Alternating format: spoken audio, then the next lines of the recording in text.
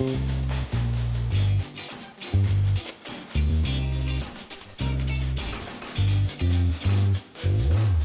Everyone, Mysuru Prashanth, senior engineer at Liam construction. ಇವತ್ತು ನಾವು ACS layout B block ಅಲ್ಲಿ ಮಾಗನಿ ಅನ್ನೋ ಪ್ರಾಜೆಕ್ಟ್ ನಲ್ಲಿ ಟೈಲ್ಸ್ ವರ್ಕ್ ನಡೀತದೆ. ಯಾವ ತರ ಕೆಲಸ ಮಾಡಿದ್ರೆ ಬನ್ನಿ ತಿಳ್ಕೊಳ್ಳೋಣ. ಕ್ಲೀನ್ ಮಾಡಿ ಸರ್ಫೇಸ್ ಕ್ಲೀನ್ ಮಾಡಬೇಕು. ಇಲ್ಲಿ ಟಚ್ ಮಾಡೋ ಇದೆಯಲ್ಲ, ನೀಟಾಗಿ ಅದಕ್ಕೆ ಮಷೀನ್ ಇಂದ ಚಿಪ್ಪಿಂಗ್ ಮಾಡಿಬಿಟ್ಟು ನೀಟಾಗಿ ಸರ್ಫೇಸ್ ಕ್ಲೀನ್ ಮಾಡಿಬಿಟ್ಟು ಆಮೇಲೆ ಗ್ರೂಪ್ ಸ್ಟಾರ್ಟ್ ಮಾಡ್ತೀವಿ ನಾವು. ಬೇರೆ ಕಂಪ್ನಿಯಲ್ಲಿ ಕಂಪೇರ್ ಮಾಡಿದಾಗ ನಾವು ಈ ಡೀಟೇಲ್ ಆಗಿ ಯಾರು ಡೀಪಾಗಿ ಓದಿಲ್ಲ. ನಾನು ಪ್ರತಿಯೊಂದು ಅಬ್ಸರ್ವ್ ಮಾಡ್ಬಿಟ್ಟು ಎಲ್ಲ ಸಿಮೆಂಟ್ ಮೋಟರ್ ಬಿದ್ದಾಗ ಆ ಸಿಮೆಂಟ್ ಮೋಟರ್ ನೀಟಾಗಿ ಚಿಪ್ಪಿಂಗ್ ಮಾಡ್ಬಿಟ್ಟು ಎಲ್ಲ ಸ್ಟಾರ್ಟ್ ಮಾಡೋದು. ಸರ್ಫೇಸ್ ಎಲ್ಲ ಕ್ಲೀನ್ ಆದ್ಮೇಲೆ ಗ್ರೂಪ್ ಸ್ಟಾರ್ಟ್ ಮಾಡ್ತೀವಿ. ಬುಲ್ ಹಾಕ್ತಾರೆ. ಬುಲ್ ಮಾರ್ಕ್ ಎಲ್ಲ ನೀಟಾಗಿ ಲೆವೆಲ್ ಟ್ಯೂಬ್ ಲೆವೆಲ್ ಇಂದ ಚೆಕ್ ಮಾಡ್ತಾರೆ. ಹೈಟ್ ಎಲ್ಲ ಚೆಕ್ ಮಾಡಿಬಿಟ್ಟು ಒಂದ್ಸಲ ನೀಟಾಗಿ ಒಂದು ಫ್ಲಾಟ್ ಅಲ್ಲಿ 4 ಸೈಡ್ ಎಲ್ಲ ಬುಲ್ ಮಾರ್ಕ್ ಹಾಕ್ತಾರೆ. ನೋಡಿ ಹಾಕ್ತಾ ಇದಾರೆ. ಮೆಜರ್ಮೆಂಟ್ ಎಲ್ಲ ಚೆಕ್ ಮಾಡ್ತಾ ಇದೀವಿ. ಪ್ರತಿಯೊಂದು ಬುಲ್ ಮಾರ್ಕ್ ಅಂದ್ರೆ ನಾವು ಲೆವೆಲ್ ಪ್ಯಾಡ್ ಅಂತ ಕರಿತೀವಿ. ಈ ಲೆವೆಲ್ ಪ್ಯಾಡ್ ಒಂದು ಪ್ರತಿಯೊಂದು ಫ್ಲಾಟ್ ಯೂನಿಫಾರ್ಮಿಟಿ ಇರುತ್ತೆ. ಬುಲ್ ಮಾರ್ಕ್ ಅಥವಾ ಲೆವೆಲ್ ಪ್ಯಾಡ್ ಕಟ್ಮೆಂಟ್ ಆದ್ಮೇಲೆ ಸಿಮೆಂಟ್ ಮೋಟರ್ ಮಿಕ್ಸ್ ಮಾಡ್ತಾರೆ. 1:6 ಪ್ರಪೋರ್ಷನ್ ಮಿಕ್ಸ್ ಮಾಡಿಬಿಟ್ಟು ಯೂನಿಫಾರ್ಮಿಟಿ ಚೆಕ್ ಮಾಡ್ಬೇಕು. ಒಂದ್ಸಲ ಚೆಕ್ ಮಾಡಿದ್ರೆ ಆದ್ಮೇಲೆ ನಾವು ಲೈನ್ ಸ್ಟಾರ್ಟ್ ಮಾಡ್ತೀವಿ.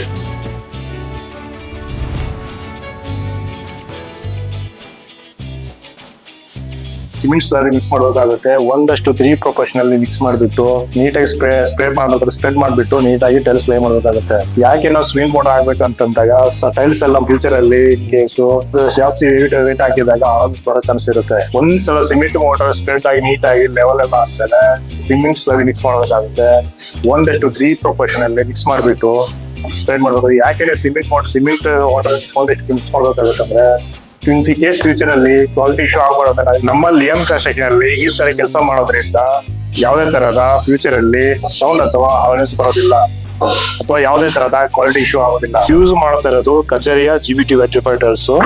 ಇದು ಸೈಜ್ ಬಂದ್ಬಿಟ್ಟು 2 feet by 4 feet, ಅಗಲ 2 feet, ಹೈಟ್ ಬಂದ್ಬಿಟ್ಟು 4 feet. ಇದು ಥಿಕ್ನೆಸ್ ಬಂದ್ಬಿಟ್ಟು 9 mm. ವೇಟ್ ಚೆಕ್ ಮಾಡ್ಬೇಕಂದ್ರೆ ಇದು 28 kg ಬರುತ್ತೆ ಒಂದು ಟೈಲ್ ವೇಟ್. ಸಿಮೆಂಟ್ ಸ್ಲರ್ ನೀಟಾಗಿ ಸ್ಪ್ರೆಡ್ ಮಾಡಿಬಿಟ್ಟು ನೀಟಾಗಿ ಟೈಲ್ಸ್ ಗೆ ಮತ್ತು ಸಿಮೆಂಟ್ ನೀಟಾಗಿ ಪ್ರಾಪರ್ ಆಗಿ ಬಾಂಡಿಂಗ್ ಆಗುತ್ತೆ.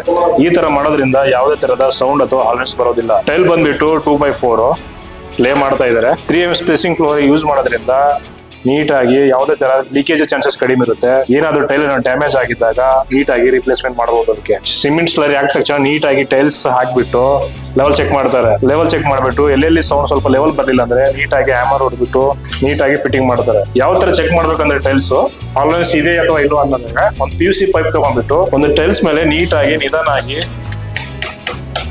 ಈ ತರ ಸೌಂಡ್ ಮಾಡ್ಬೇಕು. ಸೌಂಡ್ ಮಾಡಿದಾಗ ಆಲ್ವೇಸ್ ತರ ಸೌಂಡ್ ಟೋಲ್ಡ್ ಸೌಂಡ್ ಬರುತ್ತೆ. ನೋಡಿ ಯಾವುದೇ ತರಹದ ಸೌಂಡ್ ಬರ್ತಾ ಇಲ್ಲ ಇಲ್ಲಿ. ಅಂದ್ರೆ ತುಂಬಾ ಚೆನ್ನಾಗಿ ಸ್ಟ್ರಾಂಗ್ ಆಗಿ ಸೆಟ್ ಆಗಿಬಿಟ್ಟಿದೆ.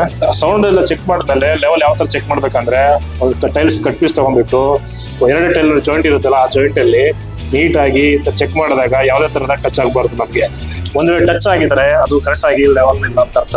ನೋಡಿ ಯಾವ ತರ ಇದೆ, ನೀಟಾಗಿ ಲೆವೆಲ್ ಆಗಿದೆ ನಮ್ಗೆ.